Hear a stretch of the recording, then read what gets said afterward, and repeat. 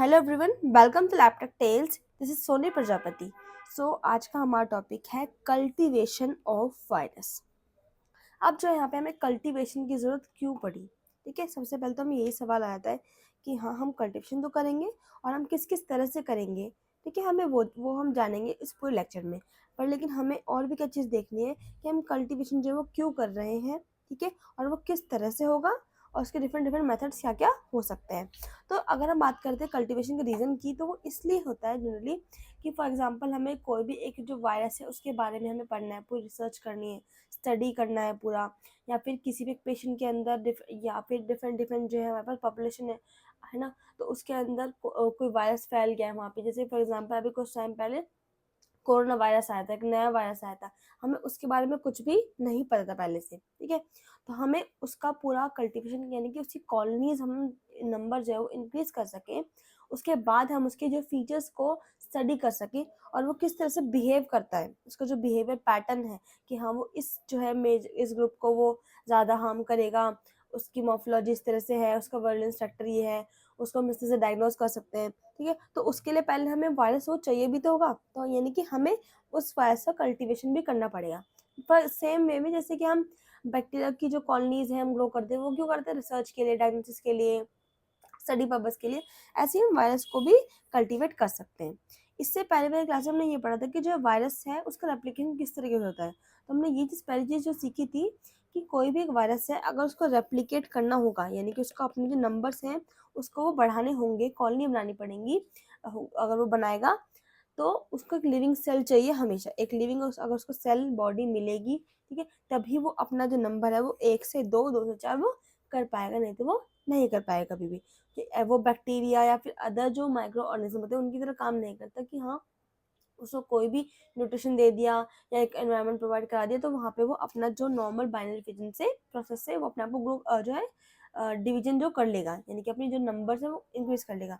पर लेकिन वायरस के साथ ऐसा नहीं होता, उसको हमेशा एक लिविंग बॉडी की जरूरत पड़ेगी, एक लिविंग सेल की जरूरत पड़ेगी, वो उसके अंदर जाएगा। लास्ट क्लास ने पूरा पढ़ा था। और वो क्या करेगा, उसके मैकेनिज्म को अपना के फिर वो ग्रोथ करवाएगा, ठीक है। तो यानी कि हम पे कल्टीवेशन करने के लिए सबसे पहले क्या चाहिए, एक लिविंग बॉडी की जरूरत हमें पड़ेगी, एक लिविंग सेल की जरूरत हमें पड़ेगी, ठीक है। तो यानी कि हमने जैसे पहले ही पढ़ लिया है, जो वायरसेस होते हैं वो ऑब्लिगेट इंट्रासेलुलर होते हैं, तो इसलिए वो किसी भी एक इनएनिमेट कल्चर मीडियम पे ग्रो कभी भी नहीं कर पाएंगे, उनको एक लिविंग मीडियम चाहिए, ठीक है। तो viruses multiply only in living cells. अब जो हमारे पास डिफरेंट डिफरेंट जो तरीके हो सकते हैं वायरस को कल्टीवेट करने के, कल्टीवेशन करने के, तो हमारे पास है वो डिफरेंट डिफरेंट है। जैसे कि फॉर एग्जांपल एनिमल इनोक्यूलेशन, ठीक है, embryonated egg inoculation and tissue culture. यहाँ पे एक वर्ड आ रहा है that is inoculation. Inoculation, inoculation का मतलब क्या होता है, एक तरह से आप में घर में भी आप दूध से दही बनाते होंगे, ठीक है। तो उसको आप उस दूध में थोड़ा सा जो है वो अमाउंट दही का डालते हो। जब मान लो आपने थोड़ा सा पहले उसका टेम्परेचर थोड़ा सा ठीक कर दिया कि हाँ दूध अब थोड़ा सा गर्म है, ज़रा सा गर्म है, बहुत बॉयल नहीं, नॉर्मल एक टेम्परेचर, ठीक है। उसके अंदर हमने थोड़ा सा जो है अमाउंट दही का उसमें डाल दिया, तो उसी को हम क्या कहते हैं, इनोकुलेट बोलते हैं जो हमने डाला है, और उस प्रोसेस को हम क्या बोलेंगे, इनोकुलेशन बोलेंगे, ठीक है। तो इनोकुलेशन का मतलब यही होता है कि कुछ अमाउंट वहाँ पे इंट्रोड्यूस करवाना किसी भी एक मीडियम में या मीडियम में जहाँ पे वो अल्टीमेटली ग्रो करने वाला है, ठीक है। तो ऐसे ही फॉर सेम जो है हमारे पास जो है एनिमल का इनोकुलेशन कर सकते हैं, एम्ब्रियोनेटेड एग सेल एग जो होते हैं उनके अंदर इनोकुलेशन करते हैं, और सीधे सीधा हम टिश्यूज का सॉरी कल्चर हम कर सकते हैं। तो हमारे पास डिफरेंट डिफरेंट मेथड है वायरसेस को कल्टिवेट करने की। अब जैसे कि एनिमल इनोकुलेशन अगर हम कर रहे हैं तो माइस में कर सकते हैं, या फिर और हमारे डिफरेंट डिफरेंट एनिमल्स भी होते हैं। अब हमारे पास जो एम्ब्रियोनेटेड एग इनोकुलेशन है वो भी 4 टाइप की बेसिकली, कैम, एलेंट्राइक, एमनियोटिक एंड मियोक्सिक। अभी क्या क्या होते हैं हम अभी फर्दर लेक्चर में, मतलब इसी लेक्चर में आगे पढ़ेंगे, ठीक है। उसके बाद हमारे पास आता है सबसे ज़्यादा इम्पॉर्टेंट और जो वाइडली यूज भी होता है आज के टाइम में, वो है हमारे पास टिश्यू कल्चर। जैसे कि इसके अंदर हम क्या कर सकते हैं, organ culture, explant culture and cell culture. इसके अंदर टिश्यू कल्चर के अंदर भी सबसे ज़्यादा इंपॉर्टेंट है हमारे पास सेल कल्चर है। ये भी डिफरेंट डिफरेंट 3 तरीके से हो सकते हैं, जैसे कि प्राइमरी, डिप्लॉयड एंड कंटिन्यूस, ठीक है। तो बेसिकली ये हमारे पास 4 तरीके हैं, सॉरी 3 तरीके हैं प्रॉपर वायरस कल्टीवेशन के। उसके अंदर डिफरेंट डिफरेंट मेथड्स या फिर डिफरेंट टाइप से हम जो है वायरस का कल्टीवेशन कर सकते हैं, ठीक है। सबसे पहले हम चलते हैं एनिमल के इनोकुलेशन पर, एनिमल इनोकुलेशन पे। तो अगर हम बात करते हैं एनिमल इनोकुलेशन पे, जनरली जो प्रोसेस है या फिर जो मेथड है, ये रिसर्च पर्पस के लिए रेस्ट्रिक्टेड है। इसको हर कोई नहीं कर सकता, क्योंकि ये इसमें क्या होता है, एथिकल इश्यूज जो है मतलब काफ़ी ज़्यादा होते हैं, क्योंकि हम किसी भी के एनिमल को हार्म करें एक तरह से, है ना। फॉर एग्जांपल माइस है या कोई भी एक रैबिट है, कोई भी एक अदर एनिमल जो है, उसको हम एक तरह से हार्म ही तो कर रहे हैं कि हाँ उसको लाओ, उसके अंदर वायरस को इंजेक्ट कराओ। अब वो जो अगर वायरस बहुत हार्मफुल होगा तो उसको डिजीज कॉज कर सकता है, किल कर सकता है। नहीं भी करेगा, फॉर एग्जांपल वायरस अगर उसमें नहीं है, वो नॉर्मल ही है, पर फिर भी यहाँ पे काफ़ी सारे एथिकल इश्यूज जो हैं वो क्रिएट हो सकते हैं। इसलिए जनरली हम इसको, जो एनिमल इनोकुलेशन है वो जनरली हमेशा रेस्ट्रिक्टेड रहता है रिसर्च पर्पस के लिए ही, ठीक है, पूरा गवर्नमेंट से सर्टिफाइड होने के बाद। इसको ऐसे ही कोई भी नहीं कर सकता, या फिर जो लैब में ऐसे ही कि हाँ हम लैब टेस्ट इस मेथड से नहीं करते हैं कि हाँ कोई कि आपका अगर कोई आपको डायग्नोस करना है आपकी बॉडी में तो इसी मेथड से होगा, तो ऐसे नहीं होता जनरली, ठीक है। अब जो इसका अगर हम यूज़ की बात करते हैं, तो जैसे कि हमें कोई भी प्राइमरी आइसोलेशन करना है, ठीक है, मतलब कोई भी एक सर्टेन वायरस है उसका हमें अलग से आइसोलेशन करना है, एक कोई भी हम माइस लेंगे, उसके अंदर इंजेक्ट कराएंगे वो पर्टिकुलर वायरस, और देन उसको हम ग्रो करा के उसके अंदर से वायरस देख सकते हैं और उसकी स्टडी हम कर सकते हैं आइसोलेट करके। या फिर हमें किसी भी एक वायरल डिजीज़ की हमें पैथोजेनेसिस देखनी है, वो किस किस तरह से जो है डिजीज़ वो कॉज हो रही है, उसके रीजंस क्या क्या हैं, हम ये देख सकते हैं, ठीक है। या फिर और डिफरेंट डिफरेंट जो है रिसर्च में या फिर स्टडी पर्पसेस के लिए हम यूज़ कर सकते हैं। कोई भी एक वायरल डिजीज़ है उसके हम यूज़ कर सकते हैं, ठीक है। अब इसमें हम यूज़ क्या करते हैं, जनरली हम माइस करते हैं, और भी हमारे पास जैसे गुनिया पिग हो गया, रैबिट्स हो गए, फेरट्स हो गए, वो जनरली हम यूज़ करते हैं for isolation of different different types of viruses, ठीक है। अब हमारे पास डिफरेंट डिफरेंट रूट्स हैं इसके कि हम इनोकुलेशन कर तो रहे हैं, फॉर एग्जांपल अगर हमने माइस लिया है, इसके अंदर हम वायरस डाल तो रहे हैं, पर किस किस तरह से डाल रहे हैं, तो हमारे पास डिफरेंट डिफरेंट जो है वो रूट्स हैं, जैसे कि intracerebral, subcutaneous, intraperitoneal and intranasal. किस किस तरह से, फॉर एग्जांपल यहाँ पे आपको दिखाया भी होगा, जैसे कि फर्स्ट यहाँ बस इंट्रावेनस की सीधा वेन्स में डालो, तो हम वहाँ पे सीधा इंट्रोड्यूस कराएंगे, इनोकुलेट कर सकते हैं। इंटरपेरिटोनियल, पेरिटोनियल में हम कर सकते हैं, मसल्स में, सबक्यूटेनियस लेयर में, डर्मल लेयर में, ठीक है, इंटरडर्मल। तो इस तरह से डिफरेंट डिफरेंट हमारे पास जो है रूट्स हो सकते हैं एक एनिमल इनोकुलेशन के लिए, ठीक है। उसके बाद अगर हमने जैसे ही यहाँ पे जो वायरस है इनोकुलेट कर दिया, whatever the routes we are taken, ये कोई भी हमने रूट हमने लिया है वहाँ पे जनरली 3 केसेस हमारे पास हमें दिखाई देंगे कि वो जो माइस है तो वो नॉर्मल रहेगा, उसको कोई भी इन्फेक्शन नहीं हुआ है, उसकी डेथ नहीं हुई है, कुछ भी नहीं हुआ है, वो बिल्कुल ठीक है, वो हेल्दी है। यानी कि या तो उस वायरस के पास इतना एबिलिटी थी ही नहीं, या फिर उस पर्टिकुलर सैंपल में वायरस था ही नहीं। हम एक सैंपल मान लो अगर हमें टेस्ट करें एक तरह से कि हाँ इस पर्टिकुलर सैंपल में है नहीं है, तो हम चेक कराएंगे तो हाँ वो ग्रो नहीं करेगा। तो इसके ये 2 ही मतलब जो निकलते हैं कि या तो उस सैंपल में कुछ था नहीं वायरस, ठीक है, या फिर क्या हो सकता है कि वो इतना ज़्यादा स्ट्रॉन्ग था ही नहीं, उसके अंदर एबिलिटी इतनी नहीं थी, तो वो नॉर्मल हमारे पास माइस है। या फिर वो उस जो है माइस को कुछ ना कुछ डिजीज हो जाएगी, उसको कुछ इन्फेक्शन हो जाएगा, उसके सेल, उसकी जो स्किन है वहाँ पे कुछ स्कार हो जाएगा, मतलब कुछ भी जो भी वो वायरस जो है वो उसको इन्फेक्ट कर सकता है, वो उसको डिजीज हो जाएगी। या फिर अल्टीमेटली उसकी डेथ भी हो सकती है कि वो वायरस इतना ज़्यादा हार्मफुल था कि वो उसने डेथ ही कर दी, ठीक है। तो ये हमारे पास डिफरेंट डिफरेंट जो है रिजल्ट्स आ सकते हैं अगर हम एनिमल का इनोकुलेशन करते हैं, एनिमल के अंदर इनोकुलेशन करते हैं। तो ये हमें कुछ साइंस जो है वो डिजीज़ के या फिर डेथ के या फिर नॉर्मल जो है कुछ भी हम देख सकते हैं। देन फर्दर ऑन जैसे अगर मान लो डिजीज़ वो डेथ हो गई है उसको, ठीक है, या फिर वो डिजीज़ हुआ है उसको, तो हम उस पर्टिकुलर ऑर्गेनिज्म से वायरस की जो है सेल्स हम निकालेंगे, ठीक है, वहाँ से टिश्यूज़ वो लेंगे और उसको हम टेस्ट बाद में और कर सकते हैं कि उसके अंदर जो है वायरस प्रेजेंट था या फिर वो नहीं था। तो इस तरह से हम जो है प्रॉपर अपना कल्टीवेशन करके आगे फर्दर और प्रोसेसिंग भी कर सकते हैं, ठीक है।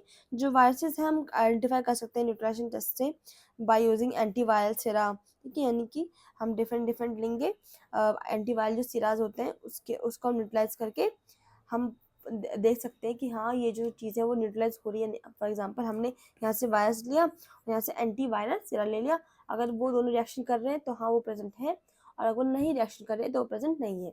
जैसे कि हमारे एक तरह से ब्लड ग्रुपिंग में भी होता है कि अगर एंटीजेंस प्रेजेंट है तो एंटीबॉडीज उससे रिएक्ट कर जाएंगी, तो रिएक्शन हमें दिखाई देगा, तो यानी कि वो पर्टिकुलर एंटीजेंस वहाँ पे प्रेजेंट थे। तो इसी तरह से हमें यहाँ पे भी हम न्यूट्रलाइजेशन टेस्ट हम कर सकते हैं, ठीक है। या फिर हम स्टेनिंग का मेथड, जो स्मीयर्स हम बनाएंगे उस पर्टिकुलर टिश्यू से या फिर वो जो स्पेसिमेन था उससे, तो वहाँ से भी हम स्टेनिंग करके स्मीयर की हम जो है डायग्नोसिस कर सकते हैं या फिर आइडेंटिफिकेशन कर सकते हैं, ठीक है। तो ये हमारे पास डिफरेंट डिफरेंट जो है हमारे पास एनिमल्स हैं, अदर एनिमल्स जिनका हम यूज़ कर सकते हैं फॉर कल्टिवेशन, और ये हमारे पास डिफरेंट डिफरेंट जो है तरीके थे इनकी हम किस किस तरह से रूट्स जो है अपना सकते हैं इंट्रोड्यूस करने के, ठीक है। नेक्स्ट हमारे पास है एम्ब्रियोनेटेड एग इनोकुलेशन की। अब हम क्या ले रहे हैं, एग ले रहे हैं जो कि एम्ब्रियोनेटेड है, उसके अंदर एम्ब्रियो है, ठीक है। सॉरी, जो गुड पास्चर थे उन्होंने 1931 में जो है सबसे पहले जो है एम्ब्रियोनेटेड हैन के एग का जो है यूज़ किया था फॉर कल्टिवेशन ऑफ वायरस, जो कि 7 से 12 दिन पुराना था, ठीक है। तो 7 to 12 डेज जो ओल्ड था, और उन्होंने डिफरेंट डिफरेंट जो है रूट्स लिए, मतलब डिफरेंट अपने तरीके अपनाए, ठीक है, इस जो है एम्ब्रियोनेटेड एग को इनोकुलेट करने के। तो उसी बेसिस पे मैंने फर्स्ट क्लास जो स्टार्टिंग में क्लास के आपको बताया था कि यहाँ पे इसके 4 तरीके हैं, ठीक है। CAM, allantoic, allantoic, amniotic and yolk, ठीक है।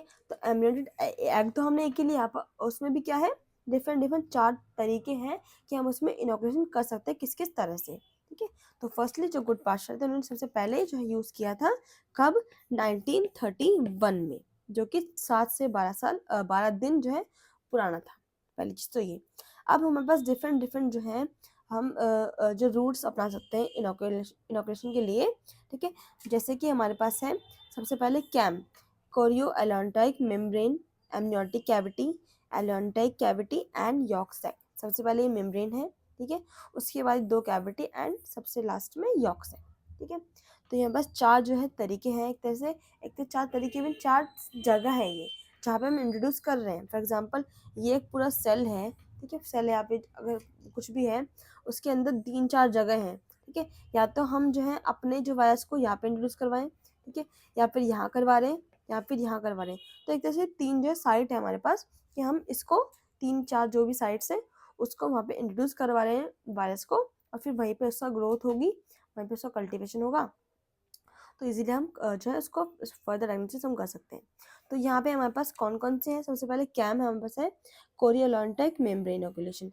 तो सबसे जो बाहर की जो लेयर होती है, दिस लेयर, दिस मेम्ब्रेन, अगर हम वहाँ पे इंट्रोड्यूस करवा रहे हैं कुछ इस तरह से, तो ये हमारे पास पहला तरीका हो जाएगा, that is कोरियोलेंटिक membrane, that is CAM, cam, ठीक है। यहाँ बस मैंने यहाँ पे वायरस भी आपको दिखाया कि कौन कौन से वायरसेस में हम ये जो तरीका अपनाते हैं, that is herpes simplex virus, pox virus and sarcoma virus, ठीक है। तो यहाँ पास बेसिकली 3 यहाँ पे वायरस मैंने आपको दिखाया। उसके बाद आता है हमारे पास एमनियोटिक इनोकुलेशन, ठीक है, ठीक है। जो हमारे पास एमनियोटिक होता है उसके अंदर, ठीक है, यॉर्क सैक के अंदर जो यहाँ पे प्रेजेंट है York sac, and that is our allantoic inoculation. तो सबसे बाहर जो हमारे पास लेयर है chorio allantoic membrane, that is CAM, cam. उसके बाद हमारे पास क्या है, एलेंटोइक इनोकुलेशन, जो दिस एरिया है, ये वाला एरिया, ठीक है। उसके बाद हमारे पास है एमनियोटिक इनोकुलेशन, और यहाँ पे साइड में हमारे पास क्या है, यॉर्क सैक, ठीक है। तो इस तरह से हम कर सकते हैं कि फर्दर अगर हम यहाँ पे करें दैट इज कैम, ठीक है। नेक्स्ट लेयर में हम चले गए तो क्या हो जाएगा हमारे पास एलेंटोइक, ठीक है। उसके बाद ये और ये, ठीक है, ये हमारे पास ये यॉर्क सैक है, और यहाँ पे दूसरा हमारे पास क्या है, एमनियोटिक इनोकुलेशन। तो इस तरह से हमारे पास ये इसके डिफरेंट डिफरेंट जो है वायरसेस हैं जो आप याद भी कर लेना, क्योंकि इन पे भी बहुत इंपॉर्टेंट क्वेश्चन है। सीधे सीधे क्वेश्चन आता है कि एमनियोटिक इनोकुलेशन से कौन कौन से वायरस कल्टिवेट हो सकते हैं, यॉर्क सैक इनोकुलेशन से कौन कौन सा वायरस है इनोकुलेट हो सकता है। तो इस तरह से आपको याद कर लेना है, that is CAM, allantoic, amniotic and yolk sac, ठीक है। तो बेसिकली यहाँ पास 4 जो है एक तरह की साइट्स हैं हम जो यूज कर सकते हैं for inoculation in the embryonated egg, ठीक है। तो सबसे पहले हमारे पास क्या है, कोरियोलेंटिक मेम्ब्रेन। तो इसमें जो है कैम जो है इनोकुलेशन कहाँ पे होता है, जनरली पॉक्स वायरसेस के लिए हम इसको यूज करते हैं जनरली। अब यहाँ पे होगा क्या, हमें ना कुछ पॉक्स जैसे हमें दिखाई पड़ेंगे, जो जो हमारे पास ये जो लेयर है एक तरह की, हमने यहाँ पे अगर करा है इस लेयर में, सबसे बाहर की जो लेयर, इस लेयर में हमने इंट्रोड्यूस कर दिया। उसके बाद क्या हुआ, इस लेयर में पूरा का पूरा जो कल्टिवेशन हो गया, बहुत सारे वायरस हो गए। तो होता क्या है जनरली, फॉर एग्जाम्पल इस लेयर को हम यहाँ से निकालते हैं, अलग करते हैं, तो एक हमें पतली सी जो है बिल्कुल झिल्ली जैसी हमें वो मेम्ब्रेन दिखाई पड़ेगी। फॉर एग्जांपल ये पूरी मेम्ब्रेन है ऐसे, ठीक है, एक सेकेंड, ठीक है, कुछ हल्का सा कर देते हैं ये वाला। तो हमें ये मान लो पतली सी बिल्कुल लेयर मिली है, ठीक है, ऐसी पूरी लेयर होगी, ऐसी इस तरह की नहीं है, प्रॉपर जो है पूरी, क्योंकि राउंड होगी वो पूरे ही एग के अंदर कवर्ड होगी। तो फॉर एग्जाम्पल हमने वो निकाली वो झिल्ली जैसी पतली लेयर, अब उस पर हमें छोटे छोटे ना पॉक्स जैसे इन्फेक्शन हमें दिखाई पड़ेगा, पूरे सेल्स जो है वो ऐसे ऐसे दिखाई पड़ेंगे, ठीक, इस कलर के नहीं होते, कुछ वाइटिश कलर के होते हैं, इन्फेक्शन से हो जाता है, फंगस टाइप लगना।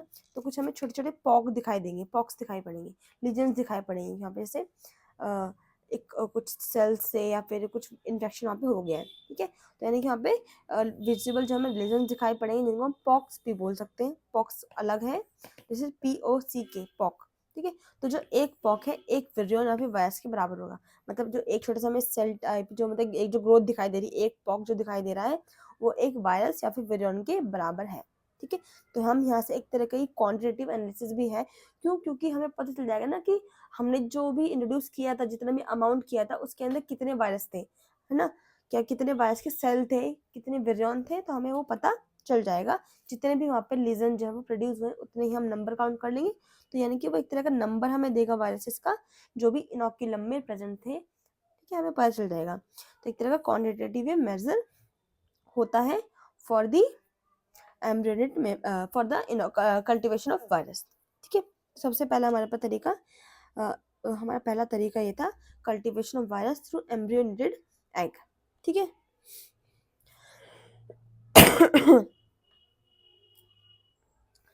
अब जो है हमारे पास जितने भी जो पॉक्स हैं वो प्रोड्यूस हो रहे हैं वो डिफरेंट डिफरेंट वायरस के लिए डिफरेंट डिफरेंट मॉर्फोलॉजी भी शो करते हैं, ऐसे नहीं कि सबकी सेम होगी, पर हमें ये डिफरेंट डिफरेंट जो है वो शो करते हैं। कि फॉर एग्जांपल अगर ये एक पर्टिकुलर एक पॉक्स वायरस है, ठीक है, या फिर मान लो फॉर एग्जांपल ये बैरियर वायरस है, तो इसके अंदर जो हमें पॉक दिखाई पड़ेंगे वो थोड़े छोटे छोटे इस तरह से दिखाई देंगे, ठीक है। और हम बात करते हैं डिफरेंट जो जैसे कि कोई other virus that is vaccine virus है फॉर एग्जाम्पल, तो इसके जो पॉक्स होंगे थोड़े से वो बड़े बड़े जो है साइज के होंगे। तो यानी कि different depending upon the viruses उनकी मॉर्फोलॉजी भी है जो वो डिफर कर सकती है, ठीक है। नेक्स्ट हमारे पास है एलेंटॉइक कैविटी, ठीक है, एलेंटॉइक कैविटी इसके अंदर ही थी, ठीक है। तो ये जो है इन्फ्लुएंजा वायरस के लिए उनकी ग्रोथ करने के लिए, उनकी कल्टिवेशन करने के लिए, उनकी यील्डिंग करने के लिए एक हमें एक तरह का कल्टिवेशन में हेल्प करती है, या फिर जो है रेबीज वायरस के लिए कर सकती है, जिसमें हम वैक्सीन का प्रोडक्शन भी कर सकते हैं इजीली। तो वैक्सीन का प्रोडक्शन करने के लिए हम एडेंटाइक कैविटी में कल्टिवेशन कर सकते हैं, ठीक है। जनरली हम इसमें जो डक्स के जो एग होते हैं वो थोड़े से बड़े होते हैं, इसलिए वो और ज़्यादा हमें साइज प्रोवाइड करेंगे, मतलब जगह प्रोवाइड करेंगे फॉर रेबीज वायरस, ठीक है। इसलिए हमें प्रॉपर तरीके से फिर उसके बाद हमें प्रिपरेशन कर सकते हैं, जो भी इनएक्टिवेटेड जो भी रेबीज की वैक्सीन है हम उसको हम इजीली वहाँ पे बना सकते हैं, प्रिपेयर कर सकते हैं। तो हम यहाँ पे क्या ले रहे हैं, रेबीज वायरस के लिए डक्स के एग भी हम यहाँ पे यूज कर सकते हैं, ठीक है।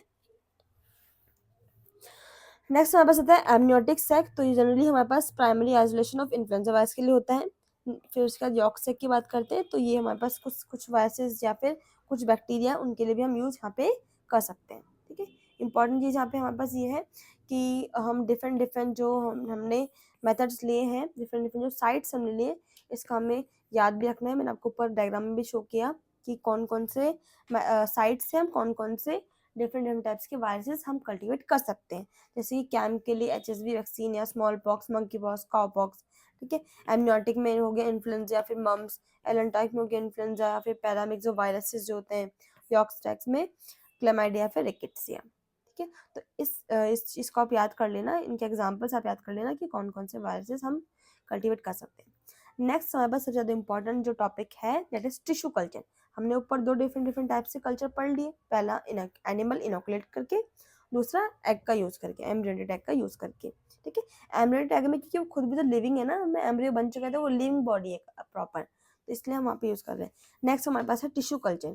तो टिश्यू कल्चर भी अपने आप में 3 तरीके का है, that is organ culture, explant culture and cell culture. कौन कौन से हमारे पास, organ culture, explant culture and tissue and cell culture. सबसे ज़्यादा इंपॉर्टेंट इसमें क्या है, बस सेल कल्चर है, ठीक है, जो काफ़ी ज़्यादा मतलब यूज़ भी होता है आजकल, ठीक है, सबसे ज़्यादा एम्प्लॉयड यही है, यूज़ आजकल जो यूज़ हो रहा है, ठीक है। सबसे पहले हम बात करते हैं ऑर्गन कल्चर की। तो इसमें हम क्या करते हैं जनरली, छोटे छोटे एक हमने ऑर्गन ले लिया, उस ऑर्गन के छोटे छोटे जो बिट्स बनाकर, छोटे छोटे पार्ट्स काट कर, ठीक है, टिश्यू कल्चर की एक ग्रोथ मीडियम में हम उसको डाल देंगे, ठीक है। एक तरह का वहाँ पे उसको हम एक मीडियम देंगे, कोई भी एक वायरस को एक ऑर्गन के छोटे छोटे पार्ट्स ही हमने उसको वो एक तरह के मीडियम की तरह दे दिया, ठीक है। अब वो उसके अंदर उन सेल्स के अंदर ग्रो कर सकता है इजीली। फॉर एग्जांपल ये हमारे पास हमने प्लेट ली, कोई पेटी डिश ली, ठीक है। उसके अंदर हमने कोई भी मतलब कोई भी हमें वायरस के हिसाब से, जैसे इन्फ्लुएंजा जनरली रेस्पिरेटरी ट्रैक्ट को जो है वो क्या करता है, टारगेट करता है। तो हमने वहाँ से सेल्स उठाए, ठीक है। वो जो पार्ट उठाया, वो लंग उठाया, फिर मतलब कुछ भी वो एरिया उठाया, उसको छोटे छोटे टुकड़ों में जो है हमने काट के उसमें डाल दिया, ठीक है। अभी भी क्योंकि उसके अंदर सेल तो है ही ना, ठीक है। तो वो उस सेल्स के अंदर अब उसी में उसी मीडियम में हम लोग क्या करेंगे, इनोकुलेशन कर देंगे उस पर्टिकुलर वायरस का, किसी का भी। अब उन सेल्स के अंदर वो जो वायरस है वो कल्टीवेट होना शुरू करेंगे, अपने जो है नंबर को ग्रो करना, नंबर को इंक्रीज करना वो शुरू कर देंगे। तो वो इस तरह से इजीली अपना काम कर सकते हैं। Organ culture are useful for the isolation of highly specialised viruses of certain organs. तो अगर हम बात करते हैं ऑर्गन कल्चर की, तो जो कुछ हाईली स्पेशलाइज्ड वायरस होते हैं जो कुछ ही ऑर्गन्स को जो टारगेट करते हैं, that is tracheal ring culture हम कर सकते हैं फॉर कोरोना वायरस। जो हमारी ट्रेकिया होती है, ठीक है, माउथ से नीचे पूरी जो ट्रेकिया होती है, तो वहाँ जो रिंग्स होती है उसका हम कट करके उसके पीसेस करके इजीली उसका कल्टीवेशन कर सकते हैं। जैसे कि कोरोना वायरस में, जो कि एक रेस्पिरेटरी पैथोजन है, हमारे जो जब कोरोना वायरस आ रहा था तो हमारे जो है रेस्पिरेटरी ट्रैक्ट को क्या करते इन्फेक्ट कर रहा था, ठीक है। सांस लेने में लोगों को प्रॉब्लम्स हो रही है, तो ये सब चीज़ें हो रही थी, तो यहीं पर वो जनरली इन्फेक्ट हमारे इसी बॉडी के पार्ट को इन्फेक्ट करता है। तो ये हमारे पास क्या था, ऑर्गन कल्चर। नेक्स्ट हमारे पास क्या, एक्सप्लांट कल्चर। इसमें क्या होगा, हम वो पीसेस लेंगे, ठीक है। हमने वो जो कोई भी ऑर्गन लिया, अभी तो हम उसको पीसेस में कट कर रहे थे, अब हम उसको थोड़ा सा मैश कर देंगे, मिक्सी में घुमाकर पूरा मिक्स करके उसके ऊपर हम क्या करेंगे, ग्रो करवाएंगे या फिर कल्टीवेशन करेंगे। एक टाइप का थोड़ा सा रेयर मेथड है, बहुत ज़्यादा जनरली यूज होता नहीं है, ठीक है। तो उसी को हम क्या कहते हैं, जो भी यहाँ पे ग्रो हो रहा है, तो जिस पर ग्रो हो रहा है उसको हम क्या बोलते हैं, एक्सप्लांट मेथड भी या फिर एक्सप्लांट कल्चर हम बोल सकते हैं। नेक्स्ट हमारे पास सबसे ज़्यादा जो इम्पोर्टेंट है, that is our cell culture, ठीक है। ये जो है रूटीनली एम्प्लॉय या फिर यानी कि यूज होता है for diagnostic in the virology, viruses को डायग्नोस करने के लिए काफ़ी ज़्यादा रूटीनली यूज मेथड है ये, ठीक है। इसमें क्या होता है, जनरली जो टिश्यूज होते हैं are dissociated into the component cell by the action of proteolytic enzyme. अब जो कोई भी हमारे पास टिश्यूज है, ठीक है, उसके जो हमने उसको वहाँ पे किसी भी एक पैकेट डिश में या फिर जो भी हम मीडियम ले रहे हैं उसमें हमने रखा, उसमें हमने डिफरेंट डिफरेंट टाइप्स की या के एंजाइम्स ले लिए, प्रोटीलिक एंजाइम, जैसे कि यहाँ पर ट्रिप्सिन वगैरह हो गया, ठीक है। अब वो क्या करेगा, उसको एक तरह से तोड़ने में यहाँ पे हेल्प करेगा, ठीक है, कि उसने जो है पूरा का पूरा अब जो है उस पर्टिकुलर टिश्यू को वो एक तरह से डिकम्पोज कर दिया, तोड़ना शुरू कर दिया, उसमें डिफरेंट डिफरेंट जो भी पार्ट्स होते हैं हमारे पास, बायोमोलिक्यूल्स होते हैं, उनको तोड़ेगा तो एक तरह से टिश्यू टूट जाएगा, वो सेल्स में रह जाएगा। अब यहाँ पे हमारे पास क्या सेल्स ही बचे हैं पूरे के पूरे, ठीक है। अब टिश्यू से वो क्या बन गए, एक एक अलग अलग सेल अलग अलग हो गया है। अब उन सेल्स को ही, जो भी डिशोरेटेड सेल्स बचे, उनको हम वॉश करेंगे, काउंट करेंगे और एक प्रॉपर ग्रोथ मीडियम में उसको रख देंगे, बिछा देंगे, ठीक है। तो हमने पहले टिश्यू लिया, ठीक है, उसको उस पर हमने क्या करें, एंजाइम्स डाले, प्रोटीलिटिक एंजाइम्स, जैसे फॉर एग्जाम्पल ट्रिप्सिन। उसने क्या किया, उस टिश्यू को सेल्स में तोड़ दिया, डिग्रेड कर दिया। अब हमारे पास एक एक सेल अलग अलग है।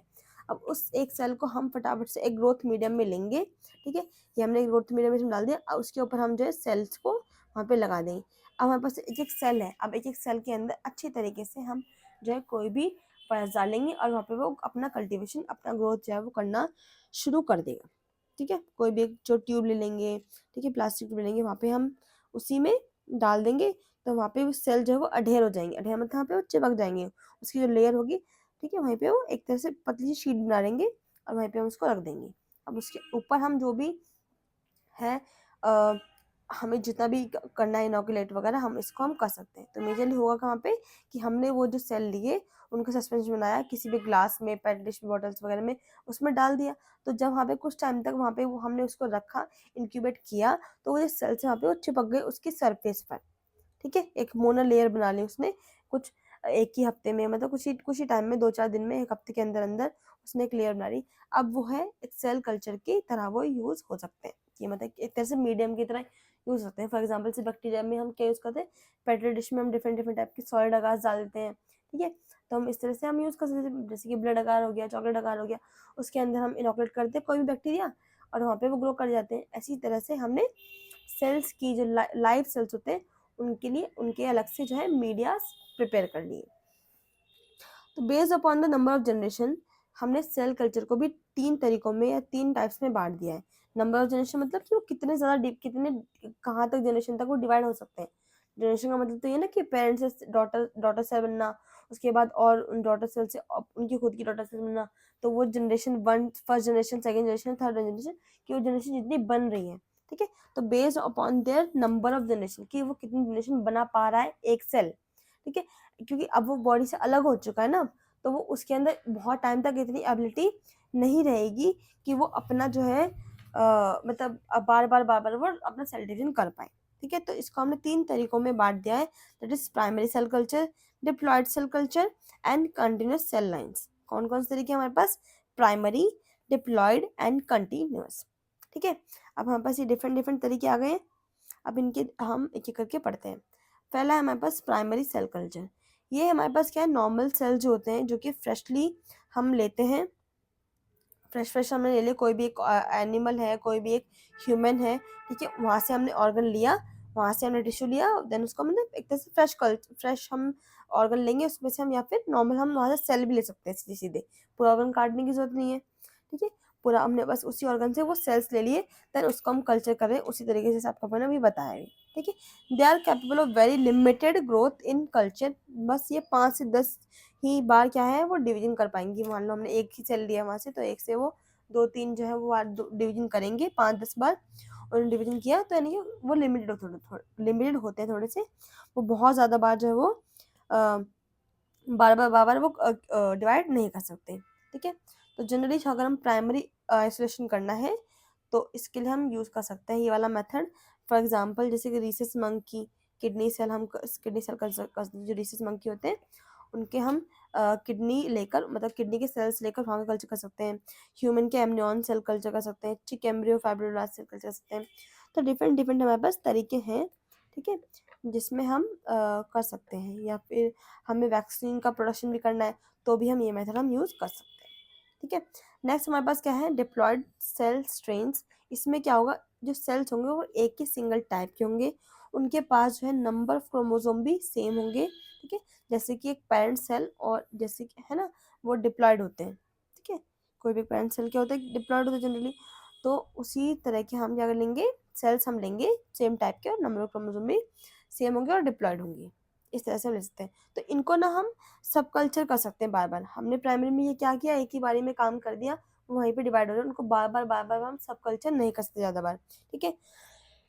तो हम ग्रोथ फैक्टर्स का यूज़ करके उसको बार बार जो है सब कल्चर कर सकते हैं। अब पर इसका मतलब ये नहीं कि हम इसको भी 1000-15 बार करे बारे नहीं, इसकी भी एक लिमिटेशंस है, पर इसको हम प्राइमरी से ज़्यादा कर सकते हैं, ठीक है।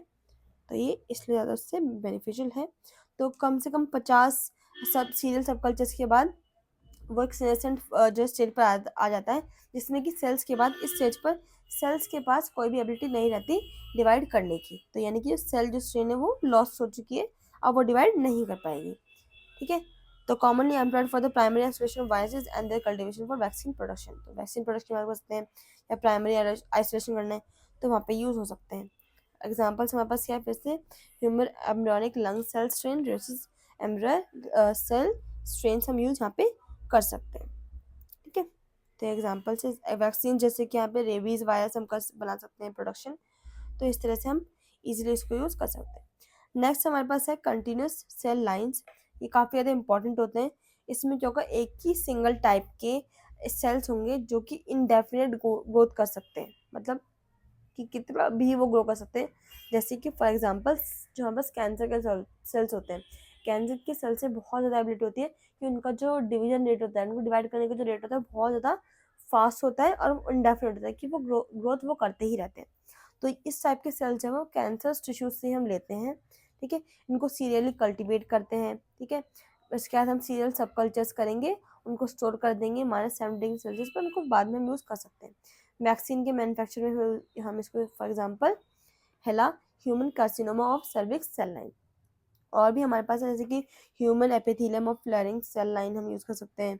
ठीक है, human synovial carcinoma cell line, यानी कि मतलब जो भी यहाँ बस कार्सिनोमा मतलब यहाँ पे कैंसर से ही रिलेटेड है, तो हम इसमें कैंसर के सेल, जो कैंसर सेल्स होते हैं उनको हम यूज़ कर सकते हैं for the continuous cell lines.